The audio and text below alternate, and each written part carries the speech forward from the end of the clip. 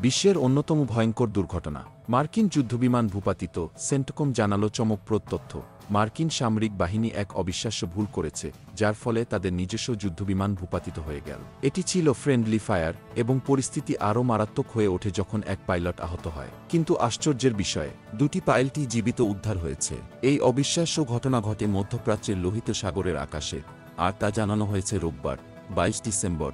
বার্তা সংস্থা এএফপি থেকে। কি ঘটেছিল সেই দিন? যুক্তরাষ্ট্রের সেন্ট্রাল কমান্ড, সেন্টকম, এক বিবৃতিতে জানায়, মার্কিন নৌবাহিনীর যুদ্ধবিমান FA-18 হর্নেটটি ভুলক্রমে ফ্রেন্ডলি ফায়ারের শিকার হয়ে ভূপাতিত হয়। এর ফলস্বরূপ পুরো ঘটনাটি বিশ্ব মিডিয়ার শিরোনাম হয়ে ওঠে। সেন্টকম জানায়, এই যুদ্ধবিমানটি মার্কিন রণতরী USS গেটিসবার্গ থেকে ভুলভাবে ছোড়া গাইডেড ক্ষেপণাস্ত্রের আঘাতে ভূপাতিত হয়। তবে বিমানের পাইলটরা সেখান থেকে নিরাপদে বেরিয়ে আসেন। এই ঘটনার পর সেন্টকম আরও জানায়, মার্কিন বাহিনী তখন ইয়েমেনের হুতিদের বিরুদ্ধে সামরিক অভিযান পরিচালনা করছিল, আর ওই অঞ্চলে বিমান হামলার প্রস্তুতি নিচ্ছিল। তবে এটি পুরোপুরি নিশ্চিত করা হয়নি যে ভূপাতিত যুদ্ধবিমানটি হুতিদের বিরুদ্ধে অভিযানে অংশ নিতে যাচ্ছিল।